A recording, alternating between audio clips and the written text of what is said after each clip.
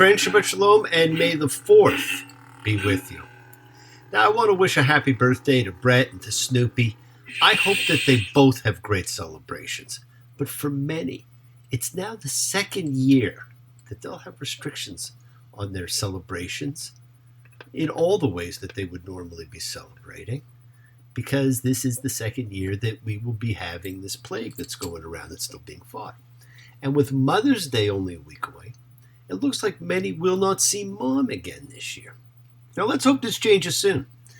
As the great philosopher king, the Roman Emperor Marcus Aurelius once said, "Accept the things to which fate binds you.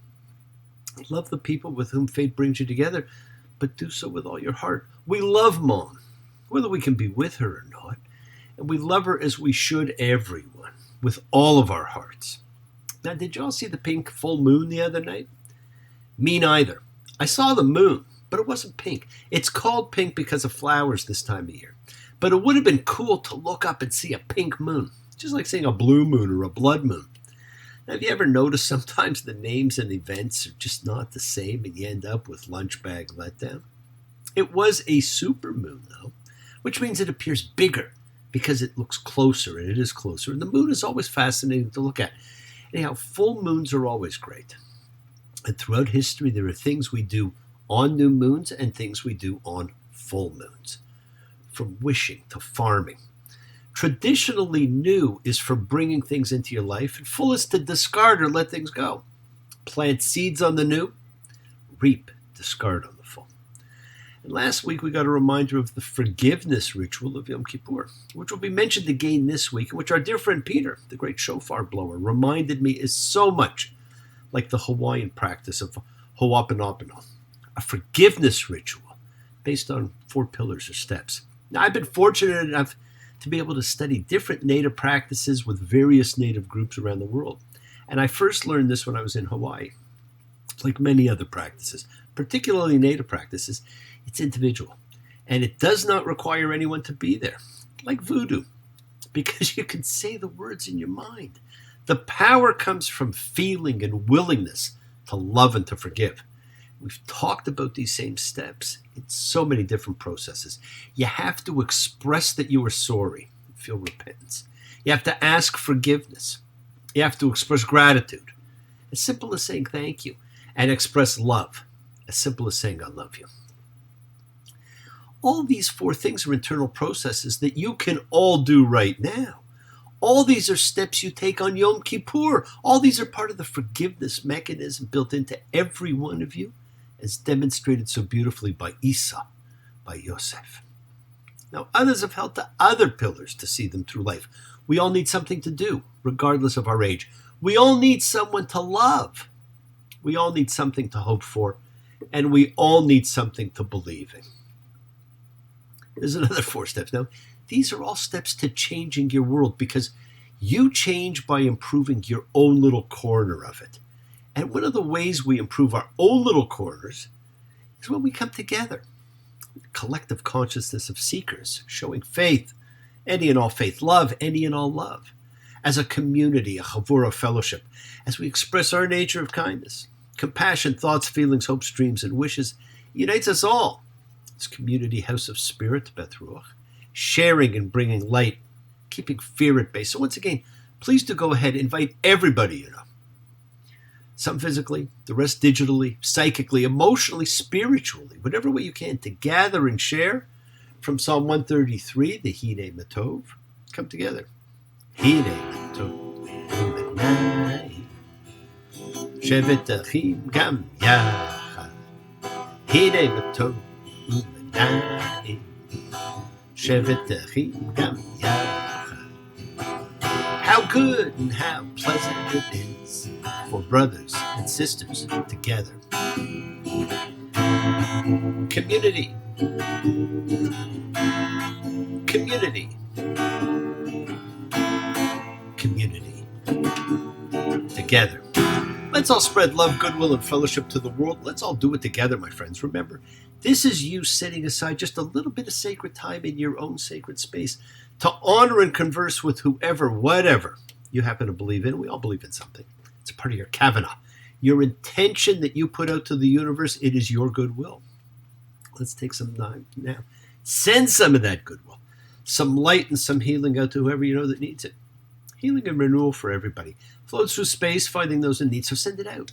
For those you know and for the souls and spirits of everybody you love. Think of whoever that needs healing and renewal and love, or just plain goodwill. Focus on them. Call their names. It's not just for people, it is for our pets, it's for the earth, it is the healing of the world, the tikkun olam, that's part of our spiritual genetic makeup. Let's send thoughts and energy for health and renewal, goodwill for everybody. They don't have to be sick. It's for those in our hearts and in our minds. For Gina Ray and Alan, for Terry, for Tali, for Frank, for Mary, for Anne, for Devorah. Friends, it is the kindness, the healing wishes, the goodwill and love we all send out. It just circles the world finding those in need. So thank you, each of you, for all you do, for all you care, because the world is a world of spirit. And spirit, my friends, never dies.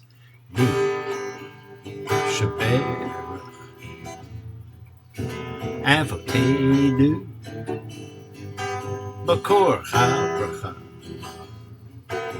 Limotenu. May the source of strength bless the ones before us. Help us find the courage. Make our lives a blessing. The renewal of body. The renewal of spirit. Let us say, Amen. Let us all have our spirits renewed. This is the great prayer for healing, which we call upon God to heal as He has healed before. Mishaberach, may He who blessed, because all healing's a blessing. Let's all send and receive healing and renewal energy in our efforts to love, to share, to care, and to grow. Life's too short to let moments pass you by. And this week we're given a list of moments. And those moments are what's known as the fixed times, the appointed festivals. As this week we read Emor say, I've been thinking the way people do about the things that matter to me and you. I've decided to do what I can and to find the kind of man I really am. I can see the world from here. Sometimes makes me want to disappear. Back to nature where we belong. And with just one truth I found, you can't go wrong. Wherever you go, whatever you do, whatever you say, say it with love. Now, wouldn't it be nice if everything we said with love? And there's no reason that we cannot. Think about it.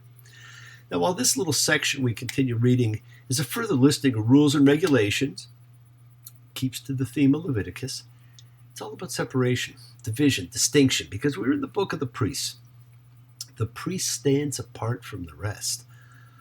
Now, we're told in the Bible all people are holy. But we also find out some people are just a little more holy. Now, perhaps this was the inspiration for Orwell when he wrote his classic and took his 7 Noahic commandments of animal farm and distilled them to one. All animals are equal, but some animals are more equal than others. A famous proclamation by the pigs who control the government in the novel of Animal Farm. The sentence is a comment on the hypocrisy of governments that proclaim the absolute equality of their citizens but give power and privilege to a small elite. And that elite here is the priesthood, and they keep it throughout history.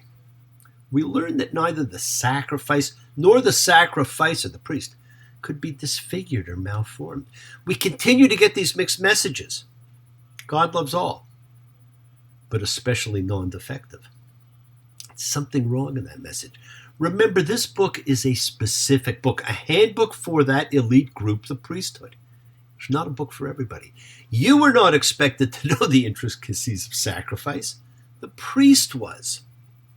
And the sacrifice had to be perfect. Now, we hear a lot about elitism lately. Nothing's intrinsically wrong with the word elitism. To many, elitism merely means having a particular skill or ability. To others, it means something completely different. If you go to see a doctor, you want that doctor to have gone to medical school and read Grey's Anatomy, not just to have watched it on television. but it is what we have done over time to set the elite apart and be viewed as better than the rest.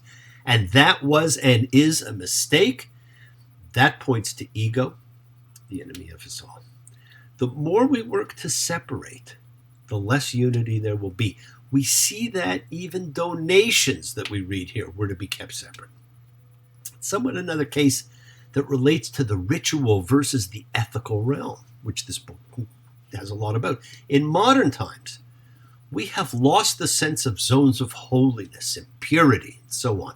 The Torah contains the element of awe for the sacred, inspiring great care regarding who enters the zone, what fits the zone, what the zone's boundaries are. By present standards, most would judge it to be unkind and hurtful to exclude an injured or deformed person from the priesthood. The same standard applies in the biblical world in ethical matters. One must be considerate of persons who are handicapped, but in the ritual matter of the priesthood, physical conditions supersede such conditions. They are separate and distinct, and it makes it difficult for people. We then move on, and a whole section's devoted to holidays again. Leviticus 23:1, and the Lord spoke to Moses, saying, speak to the Israelites, and you shall say to them, these are the fixed times of the Lord, which you shall call sacred convocations.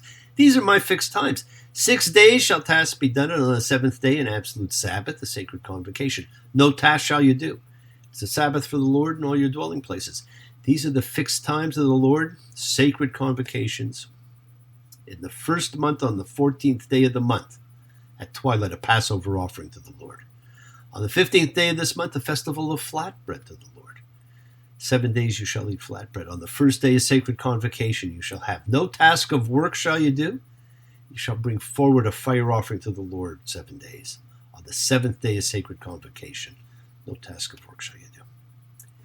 Now, this is the first time in the Bible that we read the term Chag expressed. We use it all the time when during one of the holidays someone says to you or you say to them, Chag Sameach, meaning happy holiday. But it's really a term reserved in biblical usage for the pilgrim festivals, which are these Moedim, fixed times. Now think about it. The fixed times of God are laid out here.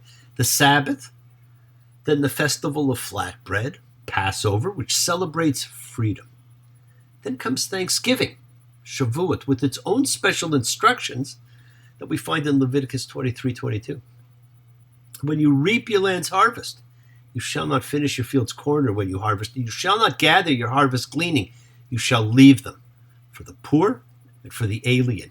We are enjoined to always take care of the less fortunate than us, my friends. Then the appointed times continue. The first day of the seventh month, commemorated with horn blast, now known as Rosh Hashanah. The seventh month, the 10th day, the Day of Atonement, Yom Kippur. Then the last gathering festival, the 15th day of the seventh month, Sukkot. For some, their favorite of the holidays, Leviticus 23:40. And on the first day you shall take fruit of appealing trees, branches of palms, boughs of thick trees, willows of a wadi. And you shall be happy in front of the Lord your God 7 days. Now, these are easy instructions. They're really easy instructions. You can follow the whole cycle of the year. And it's easy enough on our memory. If your memory serves you well, we're going to meet again and wait. So I'll go in to unpack all my things and sit before it gets too late. No man alive will come to you with another tale to tell. But you know that we shall meet again if your memory serves you well. And I know your memory does serve you well. We follow the wheel of time every week. Take a little time to think about who, where, why we are, where we want to be. We begin the year with hope for freedom. We plant seeds. We see growth. Then we offer thanksgiving and care for others. We then take stock of ourselves, self-examine, forgive, seek forgiveness, and then we reap the harvest of our year and celebrate life and get ready to rest in the winter so that we can be renewed and begin again. That is our cycle of fixed times. This small listing, it's the sacred convocations. That's all you need to know about the holidays. And then, friends, the Parsha ends on a very interesting story about an Israeli woman and her Egyptian husband. Has nothing to do with what we've been reading, but serves a real powerful cross purpose. It points to a debate that's going on currently. You see, it's further evidence that in biblical times, a person's identification was based on the father, patrilineal descent. In every case we've encountered so far in the Bible, the woman and children take the ethnic and religious identity of the woman's husband, Sarah, Rebecca, Leah, Rachel, Zipporah, and their children. And all sons of Levite fathers are Levites, regardless of the tribal origins of their mother. Likewise, all tribal identification is through the father. Yes, my friends, identification in the Torah is purely patrilineal.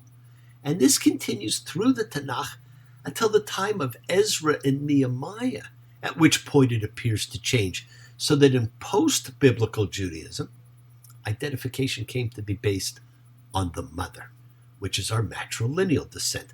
Identification by patrilineal descent, in addition to matrilineal descent, not in place of it, is right now the present matter of major dispute among the movements in Judaism. And really, why should it be? We need to stop the division and bring unification. And we end this reading with a great message of unity. Even though it's a book of separation, Leviticus 24:22, you shall have one judgment. It shall be the same for the alien and the citizen, because I am the Lord your God. Everybody's God. We're all the same. The rules are the same because we are all the same. Yes, we're in the book of rules and regulations, all about and pointing to separation, division, segregation. But there is this hidden theme of oneness. Imagine there's no countries. It isn't hard to do. Nothing to kill or die for. No religion to imagine all the people living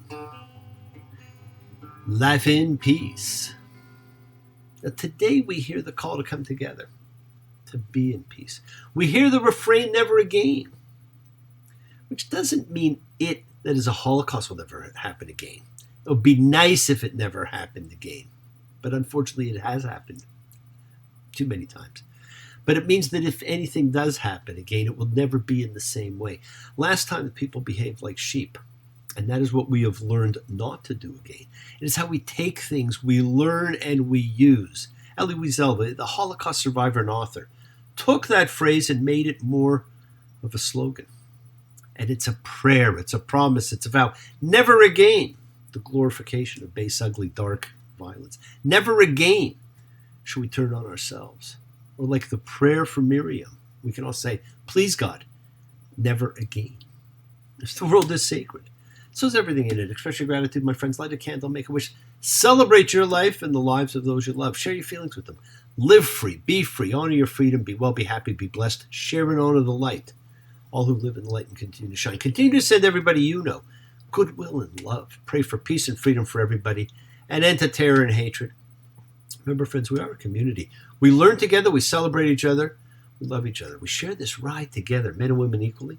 Let's send out love, not fear. Send out peace, harmony, goodwill, and healing to all who need it. And please do learn to forgive and learn to love. Open your hearts, honor the relationships of your life. Tell those you love that you love them. Take advantage of the time you have and enjoy the journey, because we take the twists and turns, the patterns that weave through the fabric of our lives in our effort to grow, to learn, to be, to love. So please do love. Now, bless you all. Have a fantastic week. A week of love and light, a week of peace, a week of miracles. Examine your intentions and use them to imprint your will on the universe, because we set in motion everything that happens in our lives. Our intention, our kavana, our cause, our effect, everything is linked. As I've said, you always have time to forgive and to be forgiven. You have the knowledge of what's good and bad. So acknowledge what you have done wrong to yourself, to God, and to any person you've wronged. ask forgiveness, but do so with sincerity, with accountability and vulnerability. Forgive those who've hurt you. You should learn to be forgiving and compassionate, because the secret of forgiveness, compassion, and peace is in acceptance. Can you accept yourself, other people in the world just as they are? Can you accept life as it is without trying to control it? If you do, you can experience the peace that acceptance brings. So do not stop your journey. Do not stop moving towards your promised land. Keep on dreaming. Keep on being, keep sharing, keep shining, keep teaching. Keep spreading joy and goodwill. Do not follow fear.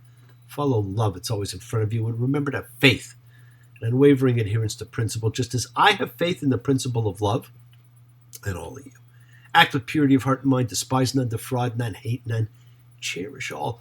Honor every child of God, every creature of the earth. May all people know peace in this year. And may you nurture kindness and love everywhere. Work to be present in the body. Expand your heart, quiet your mind, because the deepest source of real power lies in consciousness and your ability to be mindful, to be aware, to be present in all of life's circumstances. So make the most of your time in this life. Continue to touch and transform lives around you, because you're never alone. You're forever blessed. You have the ability to bring blessings to everybody you meet. Health, love, and renewal to everybody you come across, because we're all energy, and energy cannot be destroyed, can only be transformed. Friends, your words are your power to transform, to love, to bless. So be generous.